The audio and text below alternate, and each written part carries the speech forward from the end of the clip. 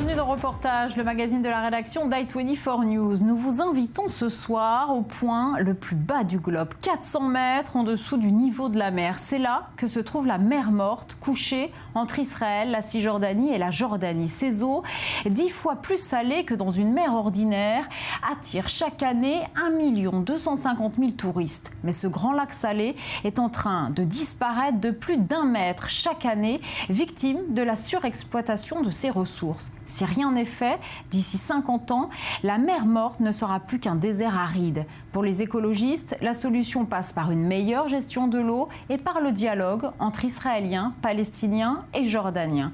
Le cri de la mer Morte, c'est un reportage signé Fleur Citruc pour i24 News.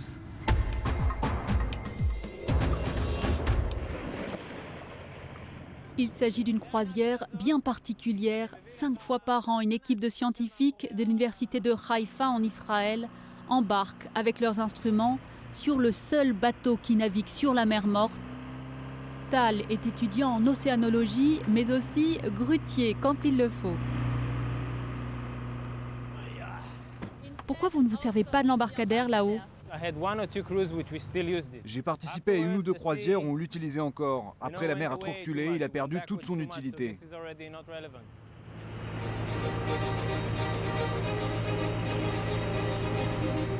Nous sommes au Proche-Orient, à l'endroit le plus bas du globe, dans une cuvette située entre le désert de Judée et les montagnes du Moab qui culminent à 1300 mètres.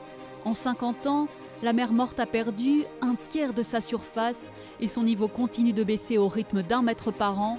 En cause, l'extraction de l'or blanc, la carnalite, mais aussi l'agriculture et l'accroissement de la population dans toute la région. Les scientifiques, dans des conditions extrêmes, tentent de mieux comprendre le phénomène. Nous devons stopper le cri de la mer Morte et maintenir ses ressources pour les générations à venir. Si rien n'est fait, d'ici 50 ans, la mer Morte ne sera plus qu'un désert aride. La mer Morte est connue depuis l'Antiquité pour les bienfaits de ses eaux et sa célèbre boue noire réputée soigner l'arthrose. 1 250 000 touristes visitent les lieux chaque année. C'est incroyable, vous pouvez vous allonger et flotter, c'est tellement confortable et relax. À certains endroits, le retrait de la mer Morte est spectaculaire. Il y a 25 ans, le complexe balnéaire du kibbutz En-Gedi avait les pieds dans l'eau. Aujourd'hui, les touristes doivent prendre un train pour parcourir le 1,5 km qui les sépare de la mer. Inquiétant, d'énormes cratères se sont formés sur les rives. Karmit suit leur évolution depuis des années. Rendez-vous compte, si j'avais été là il y a 10 ans, j'aurais eu les pieds dans l'eau. Mais comme le niveau de l'eau a baissé, la mer est aujourd'hui très loin de moi. Le retrait de la mer provoque l'apparition de cratères. Vous pouvez en voir un très gros là, juste derrière. Et peut-être même qu'un trou s'est formé juste ici, sous mes pieds. Si ce trou est assez large, le plancher peut s'effondrer. C'est comme ça, les cratères apparaissent de cette façon. J'espère que ça ne va pas arriver là tout de suite. C'est toute l'économie de la région qui est touchée. Le village d'En-Gedi, à lui seul, a perdu des millions et des millions de shekels. Car ils ont été obligés de fermer un camping très fréquenté du jour au lendemain à cause de ce phénomène de cratère.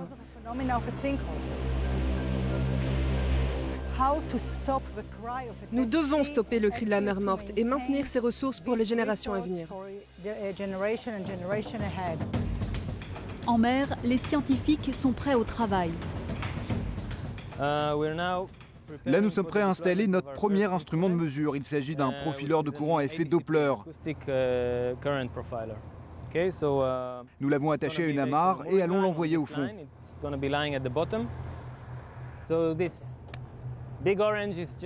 Cette grosse orange, c'est juste le flotteur. Le dispositif est à l'intérieur.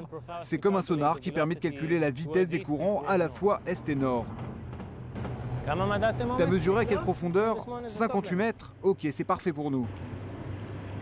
La mer Morte a une profondeur moyenne de 118 mètres avec un point le plus bas à 295 mètres. Vous buvez énormément ? Pourquoi ? Eh bien parce qu'on transpire beaucoup ici, nous sommes dans une zone désertique et à la fin de la journée on se sent complètement déshydraté, donc je bois dès que j'en ai l'occasion. Dans ce qu'on surnomme le triangle de la soif, il fait chaud, très chaud, entre 25 et 40 degrés toute l'année. La chaleur provoque l'évaporation de plus d'1 million de mètres cubes d'eau par an.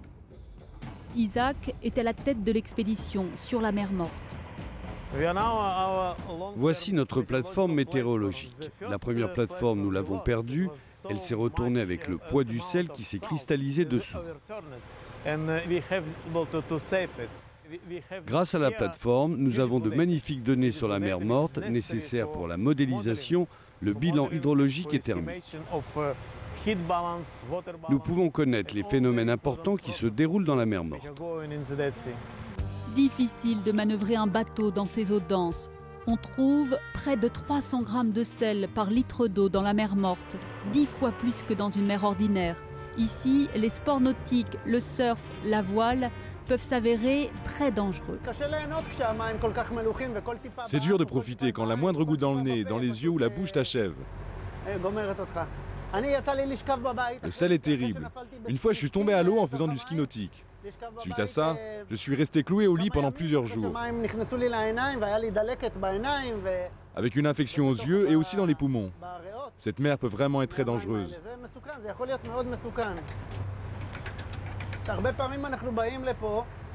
Ça arrive souvent qu'on retrouve le gouvernail collé à la coque du bateau à cause du sel. Ils forment des blocs énormes qu'il faut casser avec un piquet. Alors, nous n'avons pas le choix, même si c'est dangereux. Nous envoyons des plongeurs pour faire ce travail. Chaque descente représente une prise de risque énorme pour le plongeur. Tal fait partie des rares personnes au monde à s'être aventuré dans ces eaux saturées de sel. Ici, je suis obligé de me lester avec une bonne trentaine de kilos. Imaginez ce que ça représente hors de l'eau, il est quasiment impossible de bouger. Et dans l'eau, ce n'est pas beaucoup mieux, même si c'est censé compenser, je suis extrêmement gêné dans mes mouvements. Enfin, il y a ce facteur de risque, chaque goutte d'eau qui pénètre dans mon nez ou dans ma bouche représente un danger, donc j'utilise mon masque intégral. À part quelques bactéries et algues microscopiques, aucun organisme vivant ne peut survivre dans ces conditions extrêmes. Le seul poisson que vous pouvez voir est un poisson mort, venu avec le courant et qui flotte à la surface. Il n'y a pas de faune aquatique ici, la seule chose qu'on voit sous l'eau, ce sont des cristaux de sel tranchants, comme des lames de rasoir. Les fonds de la mer Morte recèlent pourtant un trésor, l'or blanc. La carnalite est un alliage de potassium et de magnésium qui cristallise sur les fonds de la mer Morte. Elle permet de produire de la potasse, cet engrais très apprécié des agriculteurs et qu'il faut d'habitude extraire à grands frais du fond des mines. Une aubaine pour les industriels qui ont installé leur bassin d'évaporation au sud de la mer Morte. Ensemble, Israël et la Jordanie produisent près de 4 millions de tonnes de potasse par an. Ce qui fait la particularité de la mer Morte, c'est la concentration de minéraux qui n'existent nulle part ailleurs. On trouve en très grande quantité du magnésium, du sel, de la potasse et du brome. Il n'y a qu'ici en Jordanie qu'on produit de la potasse grâce à des bassins d'évaporation. Nous utilisons le soleil, une énergie propre et verte. Le problème, c'est que cette technique est très gourmande en eau. Selon les ONG, l'industrie minière pomperait 300 millions de mètres cubes de saumure par an. Aujourd'hui, le niveau de la mer Morte a tellement baissé qu'elle s'est divisée en deux entités, l'une au nord, l'autre au sud, séparées par cette large bande de terre. Le bassin sud est maintenu artificiellement par pompage de l'eau venant du bassin nord, plus profond. L'industrie laisse s'évaporer l'eau pour récupérer les minéraux précieux, mais pas le sel qui fait monter le niveau de l'eau.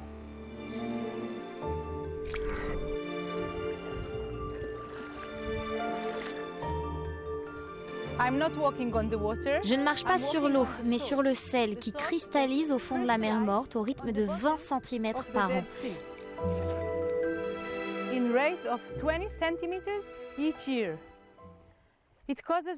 Cela cause de nombreux problèmes dans la région. Les infrastructures, les hôtels sont touchés. L'eau, par exemple, elle s'infiltre dans les fondations des hôtels et dans les réserves au sous-sol. C'est pour ça qu'ils doivent pomper en permanence. Derrière ces drôles d'oiseaux en métal se cachent des pompes qui fonctionnent 24 heures sur 24 pour éviter l'inondation du complexe hôtelier. Le gouvernement israélien s'est saisi du problème et a imposé à l'usine de potasse de récolter le sel au fond des bassins dans les années à venir. Mais où mettre ensuite tout ce sel qui n'est pas consommable? Les industriels ont bien sûr pensé à le rejeter dans le bassin nord. C'est une quantité énorme de sel. Regardez derrière moi, c'est un peu loin, mais on aperçoit la montagne de Masada. Eh bien, c'est le même volume en sel qu'il va falloir transporter. Nous ne savons pas quelles conséquences ça peut avoir sur la transparence de l'eau. Il faut faire des recherches sur les courants, les turbulences possibles et savoir à quelle vitesse tout ce sel va disparaître.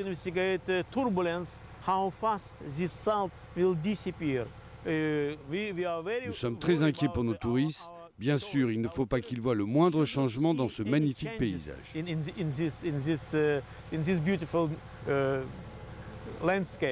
Selon les écologistes, il suffirait de rouvrir le robinet du Jourdain pour sauver la mer Morte. Le fleuve et ses affluents ont été détournés dans les années 50 par Israël, la Jordanie et la Syrie pour les besoins en eau de leur population et surtout pour l'agriculture. En Jordanie et Cisjordanie, les pertes représentent 50% de l'eau dans les systèmes d'irrigation. Israël, de son côté, continue d'utiliser la moitié de son eau pour l'agriculture, alors que celle-ci ne représente que 2% de son PIB.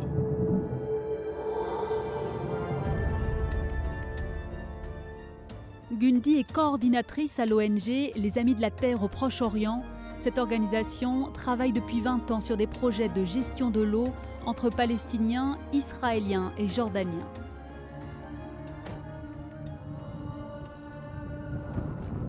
Voici la mer Morte, mais si on regarde autour de nous, nous avons le désert, à perte de vue.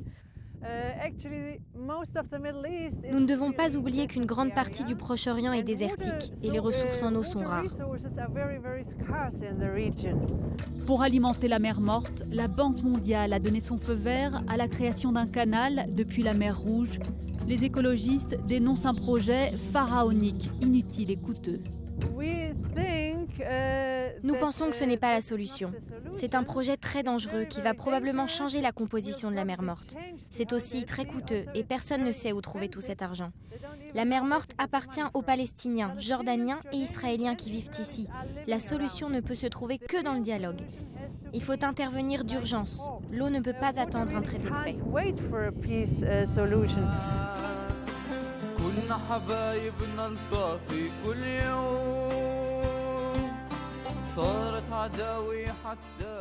Chaque année, l'association organise des rencontres entre les enfants jordaniens, israéliens et palestiniens pour les sensibiliser aux problèmes d'eau dans la région. Ils ont choisi cette chanson pour faire entendre leur voix dans le conflit.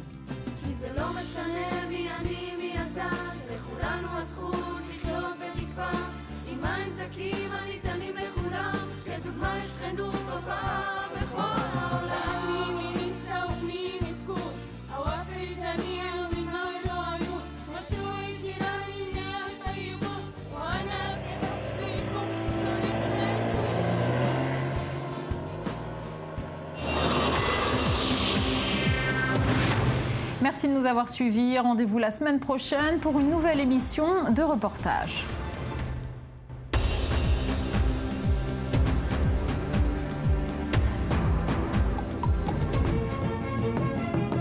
Des sujets hors du commun, des images inédites, des histoires humaines tournées par nos équipes au Moyen-Orient et dans le monde. C'est chaque semaine dans Reportage, le magazine de la rédaction d'i24 News.